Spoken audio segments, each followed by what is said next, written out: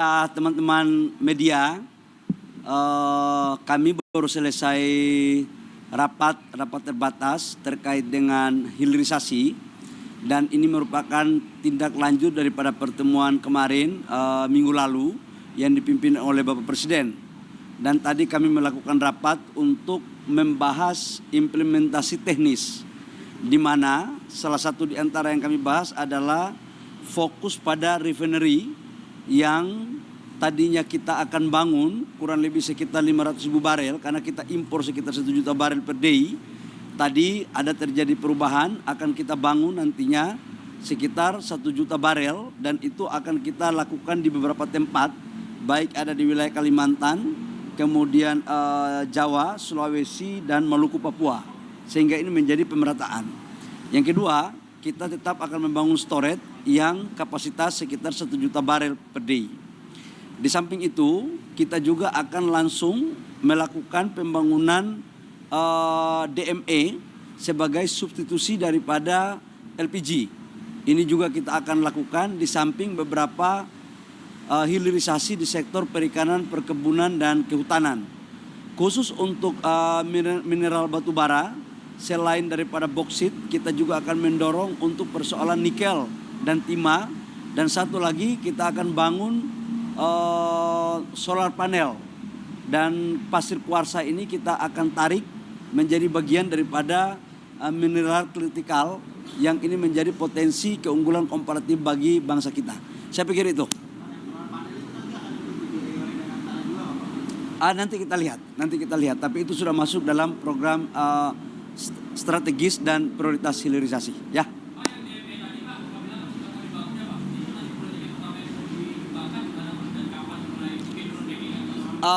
Sumatera dan Kalimantan. Salah satu di antara opsinya seperti itu. Tapi nanti kalau sudah final saya akan umumkan lagi. Ya. Ada 2, Amerika dan China. Masih seperti sebelumnya. Dan yang confirm sudah seperti itu. Nanti mulai besok, minggu besok kita akan maraton rapat-rapat untuk mengecek teknologinya, termasuk dalamnya adalah teknologi refinery. Ya, baik. Tadi memang sesudah menghadiri state dinner dengan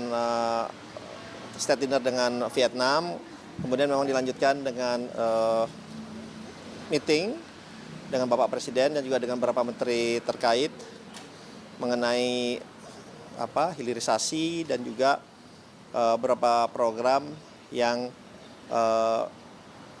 akan dianalisa dan dievaluasi oleh Danantara di berbagai bidang, baik itu di refinery dengan teknologi yang baru ataupun dengan beberapa bidang lain, yang pada intinya kita akan evaluasi secara independen dan kemudian kita lihat dari semua aspek, tentunya dari aspek returnnya berapa, keuntungannya berapa, dari aspek penurunan import terutama, baik itu import yang berhubungan dengan energi, dan juga yang terakhir adalah penciptaan lapangan pekerjaannya. Nah, ini semua sedang akan dihitung karena pada Danantara ini sifatnya proyek-proyek itu harus sudah matang. Baik dari segi proyek itu sendiri, dari segi perizinannya, dari segi pertanahannya, dari segi hal-hal yang menyangkut perizinan dan juga yang berhubungan dengan kementerian-kementerian yang terkait. Jadi setiap proyek itu akan diberikan atau dievaluasi oleh Danantara pada saat proyek itu sudah matang. Kenapa? Kalau sudah matang, dengan itu dari Danantara bisa melakukan evaluasi secara komprehensif, dan apabila kita dari investment komite kita sudah menyatakan ini layak untuk diinvestasi, kita harapkan itu segera langsung berjalan. Makanya proyek yang masuk ke Danantara adalah proyek yang sudah matang. Ya, itu yang paling penting yang saya ingin garis bawahi di sini. Apabila proyek itu belum matang, kita tidak bisa mengevaluasi sehingga itu tidak menjadi ya itu harus dimatangkan terlebih dahulu oleh semua kementerian terkait. Itu yang pertama. Dan yang kedua, di dalam meeting itu bahwa kita ini Danantara juga sangat terbuka untuk mengundang investor asing dan juga para dunia usaha yang dari Indonesia untuk berinvestasi bersama-sama dengan Danantara di proyek-proyek yang memang tadi saya sampaikan yang sudah matang. Karena proyek itu sudah matang, kita juga bisa menghitung dari segi resikonya. Nah, jadi kita terbuka bersama-sama dengan dunia usaha nasional, dan juga kita sangat terbuka untuk mengundang mereka, terutama yang dari luar, untuk berinvestasi di program-program yang sudah matang ini.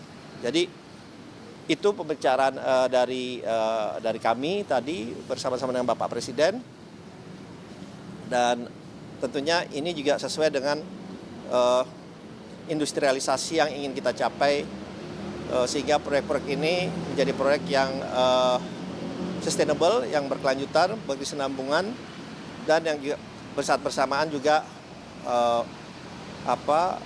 emisinya itu menjadi lebih baik, karena kita juga sudah mempunyai target untuk net zero emisi itu pada tahun 2060.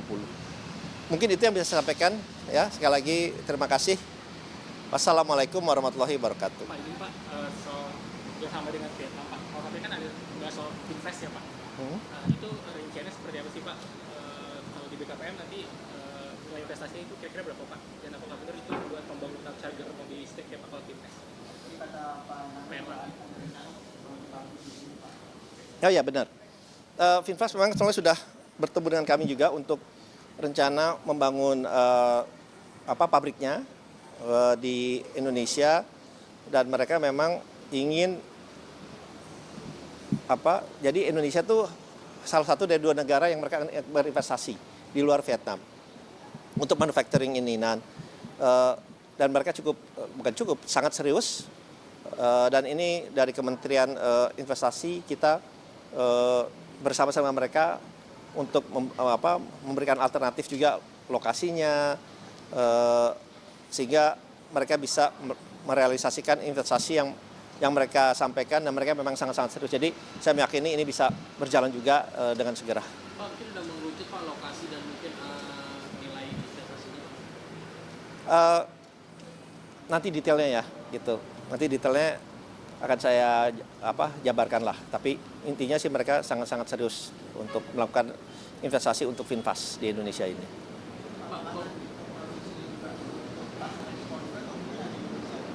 Kebanyakan pasar untuk ekspor gitu ya. Kebanyakan untuk ekspor. Pak, kalau untuk Danantara sendiri, tadi kan Pak Bali sudah sempat menyinggung ada proyek DMG, proyek refinery, terus proyek storage.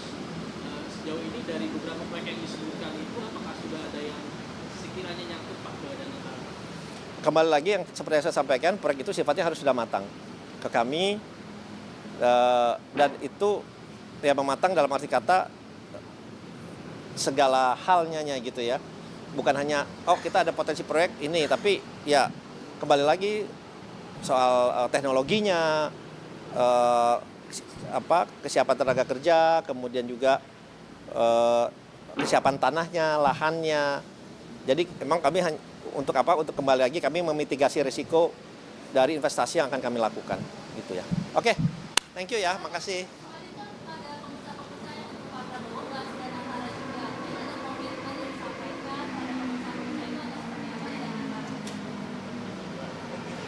Memang susah kalau ya, pada intinya mereka tadi yang saya sempat sampaikan sedikit, Danantara kita terbuka karena mereka juga menyampaikan dalam meeting itu ingin berinvestasi lebih banyak juga ke Indonesia. Tapi dengan ada Danantara itu juga memberikan rasa kenyamanan dan confidence juga buat para pengusaha nasional ini untuk berinvestasi di berbagai bidang yang akan diinvestasikan oleh Danantara. Jadi mereka pun sudah ada beberapa yang bertemu dengan saya, dan ya kita akan terus lanjutkan komunikasi dengan mereka. Ya.